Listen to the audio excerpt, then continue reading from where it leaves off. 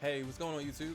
How you doing? Welcome to another this week at Bungie video, where I go over the TWAB and we talk about the changes and things that are going on. This is like my third take. The first two takes, I had the microphone muted, so you guys missed that. And one of the takes, I actually accidentally hit the stream go live button from a stream. So there's that. If you want to check me out when I'm live, twitch.tv/silences waffles. I have all that stuff down below. So there's that. This week's TWAB is a big one. It's real girthy, all right? And there's a lot of things in it that a lot of people are not gonna like. A lot of the changes that they're doing is actually pretty funny to me because I've talked about these changes as suggestions for the better part of a year now, since they've introduced Armor 2.0. And it's finally coming into fruition that for what they're doing.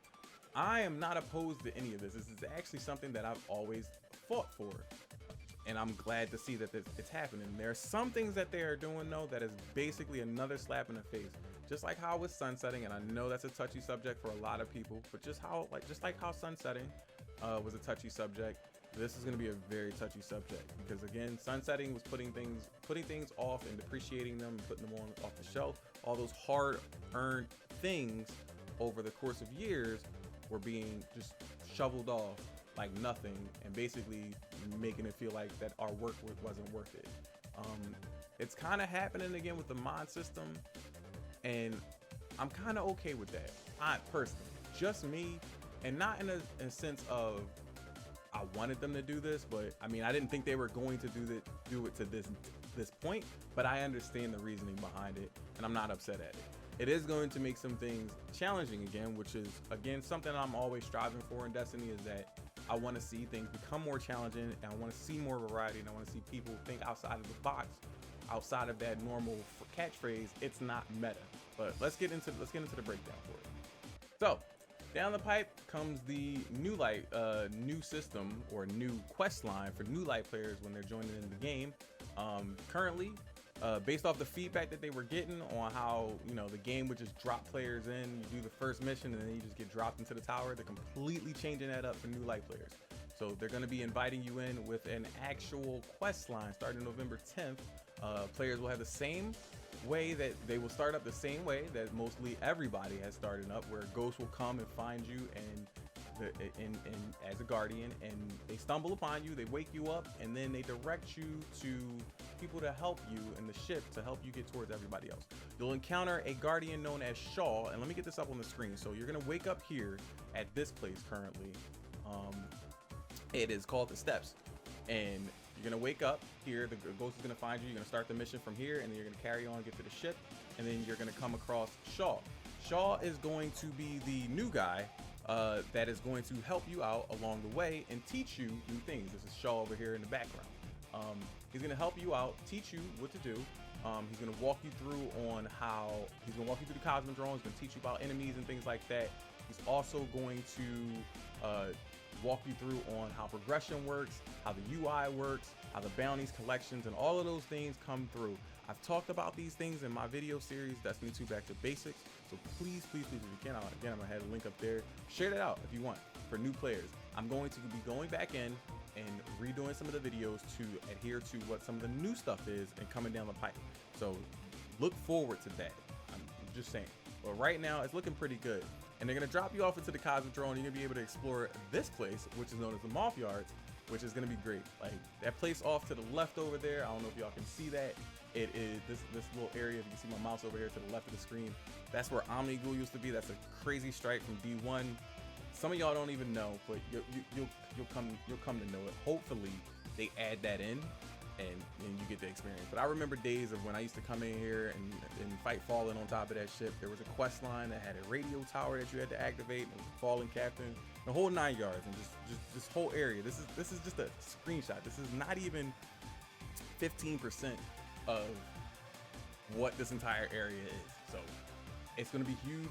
It's going to be great. I'm glad they now finally are instilling an actual quest line to guide players, new players, and even veteran players coming back and jumping back into the game.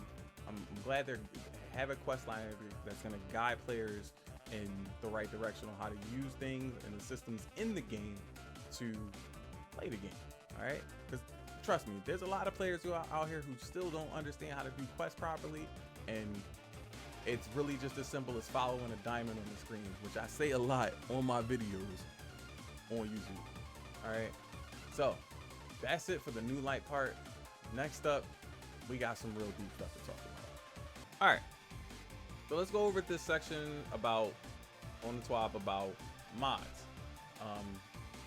And I'll just I'm gonna be reading semi verbatim from the TWAB. So they say, you know, little over a month, little over or under a month left before Beyond Light comes in, and armor mods are getting some updates in the sandbox. As always, hot topic of discussion. Today we'll be diving a bit deeper into the ways you customize your gameplay experience through armor mods. Armor mods are used to elevate your reload speeds, ability regen, and more to higher levels. In November, some of the mods you use, I'm so stuttered. Armor mods are used to elevate your reload speeds, ability regen, and more to higher levels. In November, some of the mods you commonly use are being tuned. Some mods will be buffed, while others will be removed altogether. Here, we're going to go into a deep dive into a patch note preview of sorts with snippets of developer commentary from the developer team throughout. So this is the beginning of a huge upset that is going to hit a lot of people. But it starts off a little bit on a positive note. Again, these are topics that I've talked about plenty of times on stream. We always have these discussions every so often about what they could do better. These are not rants about, you know, what things that we hate or anything. These are suggestions that we've made over time to better the game, and things that could have been done a lot better when certain systems were put in place come Armor 2.0. Now, a lot of people are going to dislike this, so let's just roll into it. I don't want to ramble too much through this video. It's going to be long enough as it is. So here we go. Energy type requirements they start off with. All the weapons are oriented around armor mods, i.e. hand cannon loader, fusion rifle, or ammo finder, and so on, have been changed to any energy type. As a result, the above change, all arc charge with light mods have now activate their second perk if you have any other arc mod equipped on the same armor piece, or if you have any other arc charged with light mod socketed in any armor piece you are wearing. And then the developer gives a nice little commentary for this. Removing the energy type requirements from weapon focused mods have been a consistent piece of community feedback since Armor 2.0 launched. However, doing so meant that every mod socket would be displaying 3 times as many mods at a time, which would become cumbersome. All right, this has always been their complaint about this. All right, that it would bog down the game. It would be too much to show on the screen, and it would be slightly annoying to have more things show up under your mod slot for your armor. Okay, I will show you guys what this looks like in 2 seconds. It's not that deep. It is literally, you go into your armor. Here we go. Let me pull it up right here. I got my character up on the screen right here. Halloween mask and all. Literally what they're talking about here is you go into a piece of armor, you open up, and this is a piece of void armor. And what would happen is there would be specific perks or specific mods in that armor slot. So for void, I believe it was hand cannon, grenades, snipers, scout rifles, I believe, and then something else. I think it was sidearms. So would you go here and you would have those reloader mods or ammo finder mods associated with those on void type armor. So now, instead of that being the case, they're removing that restriction and taking them out and just making them default generic mods like these first 3 here, and they do not require a specific element. Good. That is a very good thing. What they're saying that it would be cumbersome for is that it would fill up this bracket here, and you would have pages of mods, similar to kind of like how you would have a page of shaders if you were putting a shader on a weapon or armor, like this right here when you go to move and pick a shader. They're saying it would be like that and it would be cumbersome. That's a small price to pay, honestly, like for having the ability to be flexible with your mods across the board. I don't understand why they thought this would be that big of a deal, but so be it. Okay, let's go back. All right, next, the enhanced mod rebalancing. Start over. Next, the enhanced mod rebalancing. All mods that have an enhanced version of that mod, i.e. enhanced hand cannon reloader, have had the base mod efficiency increased to match that of the enhanced version of the mod. Okay, that's a buff. As a result, these enhanced mods have been depreciated, and the base mod energies cost have been adjusted upward slightly, but are still lower than the equivalent enhanced mods. Okay, some mods have moved to different slots to create more competition for mod sockets across armor pieces. For example, the fast ready mods have moved to the arms socket. Okay. All right, so what they're talking about is you go into your armor, and these, again, I just went over this again and said specific ones that have energy costs. So we got enhanced mods. So I have currently right here, and I'm going to take off my mods. So what they're talking about here, and if you're having a little bit of confusion with this, what they're talking about here is these enhanced mods right here are no longer a thing. They're getting rid of these, and they're just making them base reloaders. Okay, they're gone. Capiche? Out of here. Get them out of here. All right, and they're rebalancing them and making other mods that do something just like it. So you got the light arms loader mods that are similar to that as well. This will be slower than your actual hand cannon mod. Vice versa, the hand cannon mod will be faster, so on. It'll be adjusted up, so it's like you have that mod, and the cost will be less than what this mod costs right here. So the enhanced version of this mod costs 5 energy, so it'll probably be 4, and then they'll probably adjust this one down to like 2 or 3 or something like that. That's the only thing I can see with it,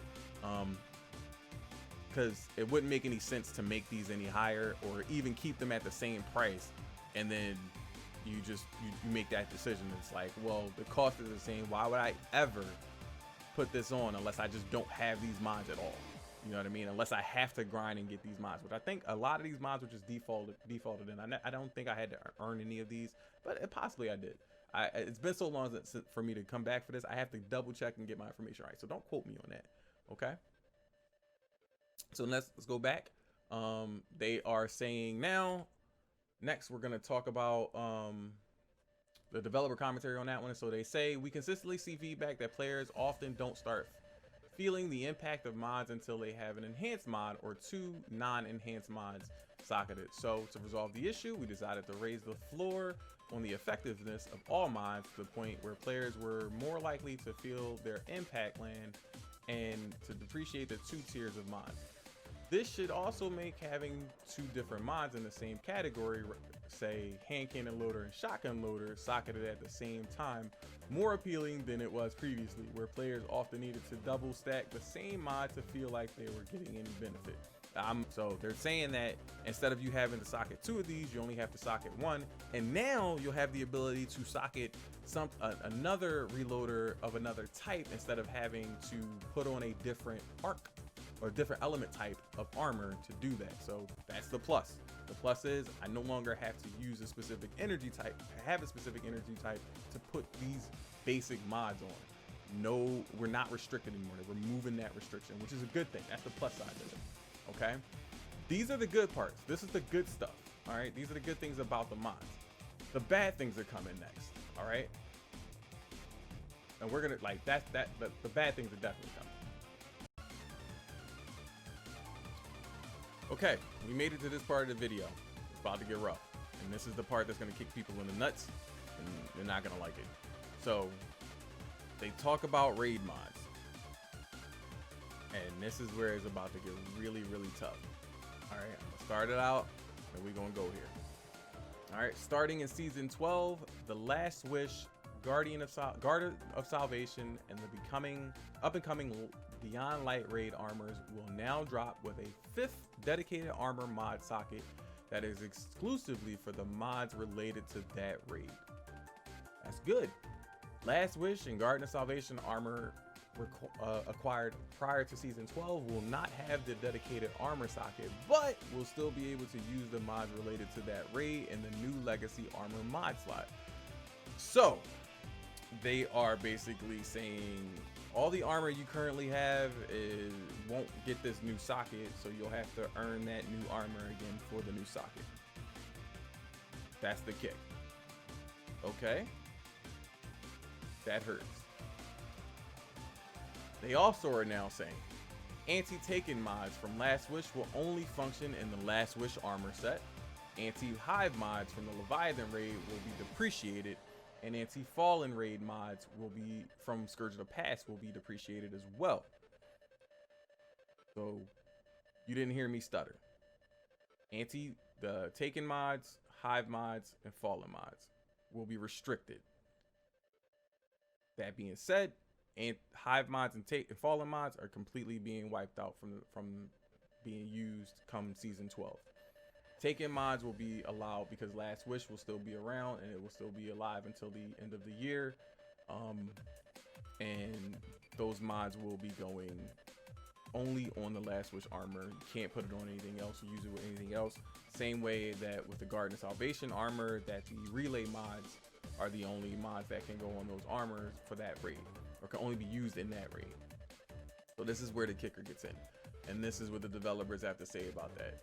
The decision to give the raid armors a 5th mod socket dedicated solely to its raid mods should not only make the raid armors a more valuable reward, but also should compensate for the restriction on the usage of these raid mods, with the ability to use that armor to craft your build both in and out of the land. Meaning, hey, finally, we don't have to worry about being restricted on this one piece of armor and having to sacrifice a slot for a mod. Because the case was, this is a piece of armor from Garden of Salvation. We got four mod slots, and my empty Undying armor mod slot would use both Charge with Light mods or whatever the seasonal mod was, as well as the raid mods for, you know, the raid. And I had to make a choice. Like, if I wanted to go into that raid and I wanted specific mods, I had to pick. I couldn't, if I didn't want to use those raid mods, fine. But if I needed to use the raid mods, but I wanted to use one of these mods, I had to sacrifice. I mean, not one of these mods. If I wanted to use one of the seasonal mods, I had to sacrifice and give up the raid mod. So now we're gonna get a 5th slot dedicated to the raid mods, and then now we have our combat slot, which is good and bad at the same time, because now you are forcing us to get rid of some things that we kind of liked and we worked hard for.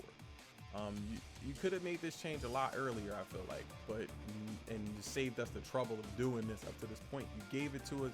You gave it to us like it was gonna stay around, and then now it's like, well, it's going bye-bye. Get it out of here. There's nothing we can do about it. The reasoning behind this is regarding depreciation of the anti-hive mods, or they're talking about the I'm sorry. So next they talk about why they're getting rid of the hive and the fallen mods. Regarding the depreciation of the anti-hive and fallen mods, the restrictions of the anti-taken mods to the Last Wish armor is something that we had our eye on for a while. We consistently gotten feedback about specific mods or how they're highly effective and unbalanced outside of the content that they were intended to work in. And then in this case, it was supposed to be for raids specifically, and they've gotten used outside of raids. Me, the takeaway from this is this was a bad thing. Like, you basically wasted everybody's time for the last couple of months, or this season, basically, with extending the life cycle of this armor and letting us grind and keep having it open, basically a Moments of Triumph style kind of thing, and letting us grind these raids. And now you're throwing it away and taking it away from us, and it was like, well, that was like 2 months of stuff that you just took away from us. So I'm kind of disappointed in that move, to be honest. Again, I'm okay with a lot of this stuff. I understand it. I just feel bad for the people who put that time in. So moving on, let's talk about the combat mods. All armor released in Beyond Light in Season 12, all Last Wish and Garden of Salvation armor acquired starting in Season 12, and all Armor 2.0 exotic armor pieces, including those already possessed by players, will have a combat mod slot active in Season 12. This is a good thing. All right. All Armor 2.0 acquired during Season 8, 11 have had their seasonal mod slots replaced with single unified legacy mod slots that can socket all Charged with Light mods, all War Mod Cell mods, all Nightmare Hunt mods, all Garden of Salvation mods, and all Last Wish mods. So any of the legacy stuff, anything before Season 12 is essentially getting a legacy slot. That is not on that list above. Again, they specifically say, let me read that again. It says armor acquired and starting in Season 12, all Armor 2.0 exotic armor pieces, all Last Wish armor, Guard of Salvation will have that combat style mod. But anything prior to that will have a legacy slot, and it will be changed. And even if you have it in your inventory now, it will be changed, and it will be able to slot everything from those past previous seasons across the board. I guess that's the plus. So we lose something big. Our anti-faction mods. Again, we lose our hive mods and our fallen mods, and we gain a universal slot. Something that everybody's been screaming about for the past year and a half, or half a year since 2.0 came out. Pretty much a couple of months afterward, it's been screaming about it since Season of the Dawn. Hey, we need a universal slot. We need a universal slot. We need a universal slot. And now they are finally giving up that universal slot. I'm happy for this. I'm happy about it. I'm, grateful that they're doing it. And I know there's going to be tons of people that are going to be angry at this. And we're about to probably see Twitter blow up, and with all of the angry rants and thoughts, opinions and stuff like that, and the attacks on people with certain kind of opinions. Heck, I might get some negative feedback about this, me saying this on my video, that I approve of all of these changes, even though I know they're kicks in the nuts to some people.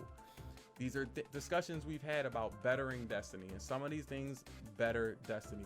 We're moving on, we're moving forward. We're in year 6 of this entire franchise. All right, year 6. Notice what I said there, year 6. There are some people that want to go backwards and pull things from the past. And I know that's technically what they're doing right now. But at the end of the day, okay, they're bringing forward a game that was on an older, is still on an older architecture. And they're bringing back some things that we do want to relive. Some of it is older content. You ask for that. But when they do it, you complain.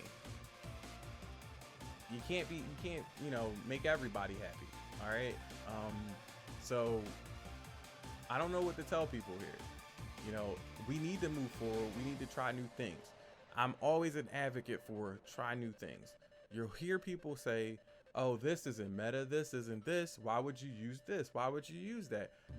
There's a tone that you can kind of hear where it sounds like you don't know anything beyond meta because you've never tried anything beyond meta.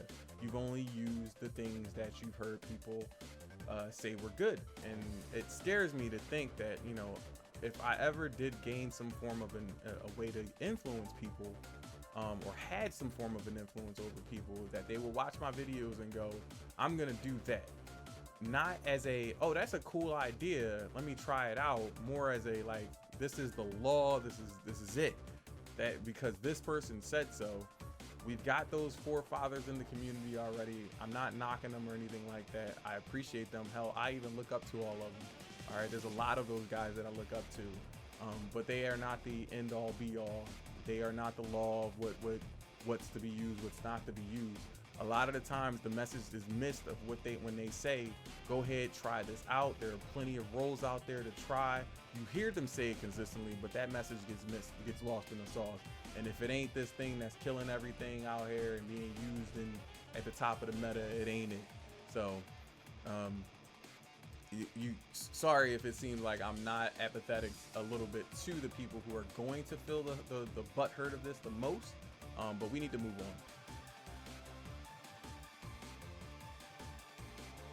Okay. All right, maybe I'll chop this part and say that I end the rant, because I don't know if I ended the rant. Let me know in the comment section below if you noticed me ending the rant. There was a rant in the portion before this, over whatever side of the screen it's on. So yeah, that's pretty much the gist of the TWAB.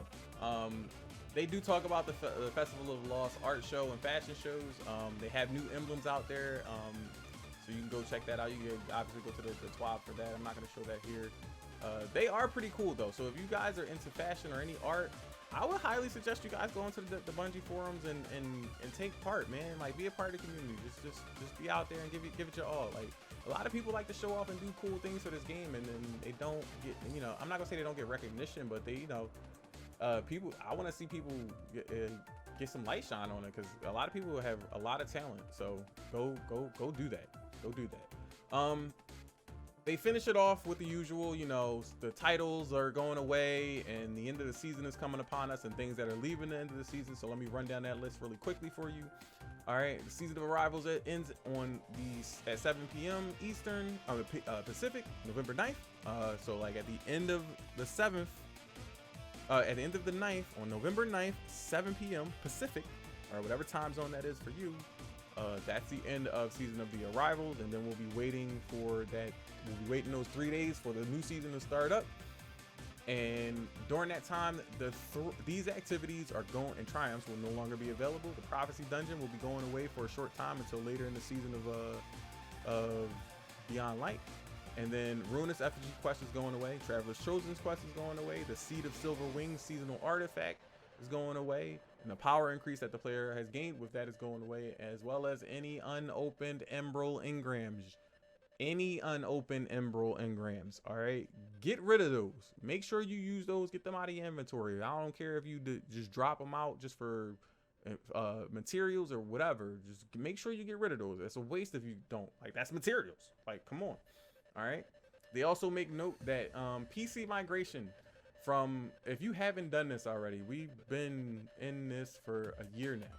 If you haven't done this, the game is no longer on Battle.net. Move your stuff over from Battle.net to Steam. If you don't, you will lose that. Even if you don't play this game anymore, get your stuff migrated from Battle.net to Steam. You paid for the game. Don't waste that money.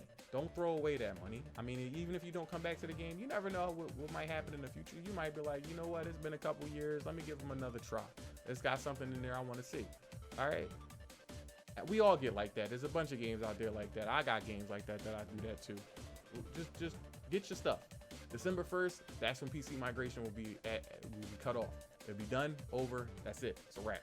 We'll no longer be able to go from Battle.net to Steam. So it's only PC migration. Every other migration will still be available. And then they talk about the known issues that's currently going on and that they're investigating. So right now they're aware of the issue that the candy collected emblem trackers isn't tracking candy in 2020. They're aware that Eris Morn's dialogue and subtitles are not appearing in Korean for the Korean players during the interference mission. They are aware that the cipher decoders are not dropping often for players. So I know I just recently saw a video about this, and I was going to talk about it, but I haven't really gotten into doing the Festival of the Lost. But yeah, they are not dropping, so there's a bug. Hopefully they get that fixed before Tuesday, because this event lasts for 3 weeks. That'd be kind of crappy if you don't fix this for the entirety of the event. That would make the event pointless. Please don't do that, Bungie. It's the end of a season.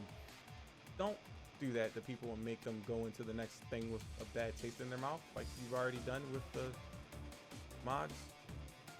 Please.